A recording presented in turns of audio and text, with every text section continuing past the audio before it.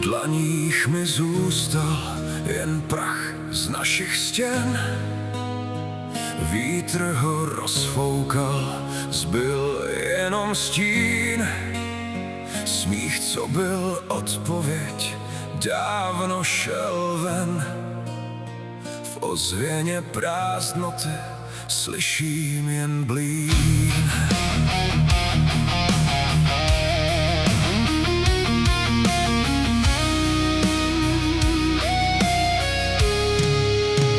Šli nocí bez hvězd a bez mapy snů, ruce jak v poutech a cizí je hlas. Vzali jména i barvy všech dnů, zbyl jenom strach a ten zrychlený čas. Dětské jsou oči a plné jsou popela, neví kam patří a kdo je tam zná. Naděje v kapsách zmizela docela, v srdci jen ticho, co bolí a trvá. Kdo jim zas vrátí ta ztracená jména? Kdo jim zas vrátí tu původní tvář? Kořeny v hlíně jsou učatá scéna.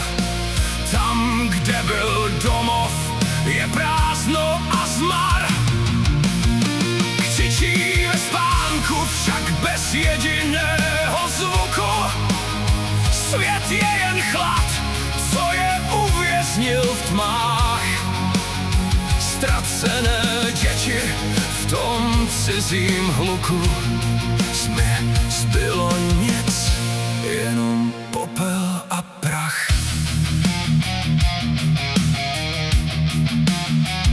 Učí je zapomínat na vlastní řeč, učí je kráčet bez minulých stop. Každý den stejná a mrazivá klec, každý den hloubí si hlubší svůj hrob.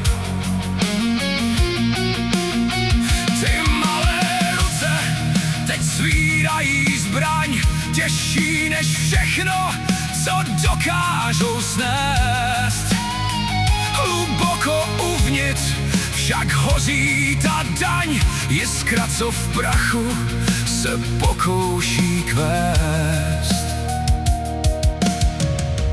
Pamatuješ ten hlas v hlavě tebe? Odpověď nepřijde. Pohltilý dým, stíny se ztrácí, čím dál víc slepě. Vlastní své jméno je cizím a zlým.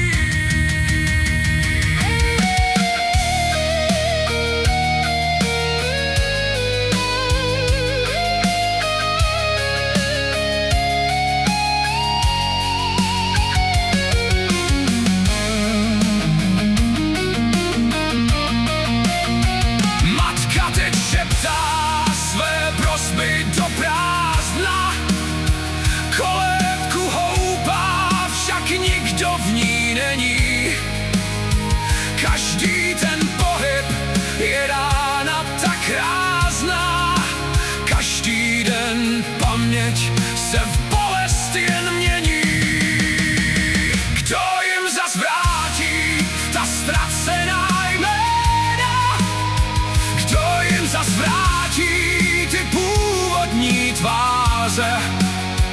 Kořeny v prachu a v krvi a v slzách. V zemi, co dávno už nepatří jim. Příběhy dětí, co skončily v hrůzách, dřív nežli vdechli svůj životní rým. V prachu teď spí jejich domov i klid.